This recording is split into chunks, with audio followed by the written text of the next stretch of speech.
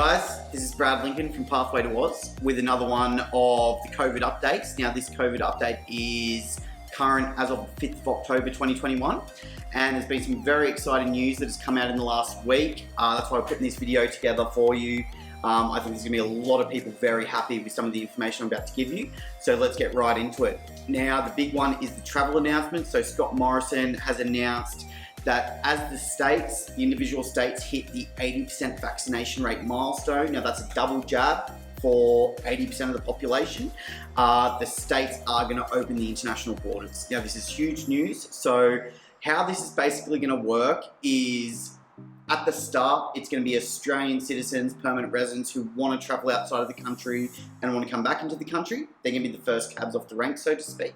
And the next cohort of people are going to be international students and skilled migrants. So this might open up the doorway for people on TSS visas and skilled visas to enter the country. But the big one, as if you're following our channel, I'm sure you're going to be most interested in, is the international students being able to enter the country. So essentially what this means is as every state hits that milestone of 80%, now we're looking at some of these as early as November this year, so next month. So it's going to start moving and things happening very, very quickly. Now, how it's going to work, as stated before, but just to keep you abreast of the whole situation, is domestic citizens first, skilled migrants and residents, and then slowly towards, I would just estimate, maybe March, May next year, we may start seeing a lot of the tourist visas, maybe even working holiday visas, start being able to come into the country. Okay, so to give you an idea, and what I want to sort of get across to you guys is where the states are up to with this vaccination rollout. Now, this is important, okay, because this is what allows you to be able to enter the country once these individual states hit that 80% double jab milestone. Okay, so I'm going to go through this in detail with you, and please, it might take a little bit, but be aware, not everyone wants to just study in Sydney and Melbourne. So we're going to go through this state by state. So everyone who's looking to come to Australia, no matter where it's going to be, got to get this information through to you. Okay, so New South Wales currently is at 88.6% of the first dose and 67.7% of the second dose. Now, to give you a bit of an idea of time frame, with New South Wales, they're looking to have that 80% coverage by midway through November, so only a couple of weeks away. So, things are going to be moving very quickly from these percentage rates. Now, next one, and probably the next one to open their state borders and international borders, are going to be Victoria. They are currently at 82.9% of the first dose and 53.6% of the second dose, followed by Tasmania, which is killing it at 78.1% of the first dose, 61.4% of the second dose. South Australia is at 69.8% of the first dose and 51.7% of the second dose. WA, 67.1% of the first dose and 49% of the second dose. Northern Territory at 67.1% of the first dose and 54.2% of the second.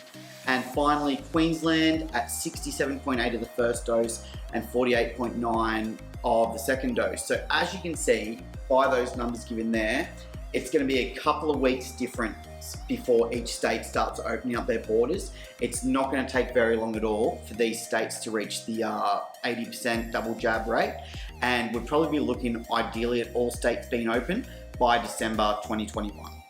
Okay, so just to give you an idea overall, Australia-wide is 79.9% of the first dose, so we are so close. Probably this week we'll hit 80% population rate of the first dose and 57.4% fully vaccinated on the second dose.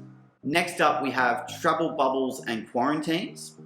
Another very surprising announcement that came out last week was that the government was going to do away with the travel bubbles and travel arrangements they had. So, example, the New Zealand travel bubble, the Singapore travel bubble, Japan travel bubble, and also the red light, green light zoning sort of scenario for people who are able to enter and not able to enter.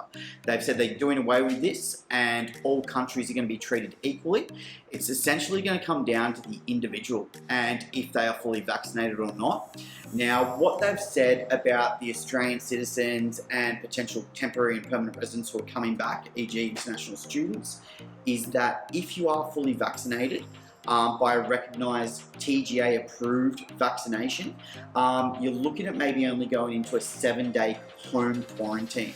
Now, it hasn't been released too much as yet how that 7-day home quarantine is going to work. But essentially, we imagine that if you don't have a residence in Australia or somewhere you can base yourself for this home quarantine, there will be probably dedicated hotels set up for this short stay quarantine for people arriving in Australia. Now, if you are not vaccinated with a TGA approved vaccine or have made the personal decision not to get vaccinated at all, the likelihood is you are going to have to do before, like when entering into Australia, you're going to have to do a 14-day quarantine. Now, this will cost you, and it may be done at a hotel, it may be done at a dedicated quarantine facility operated by the government.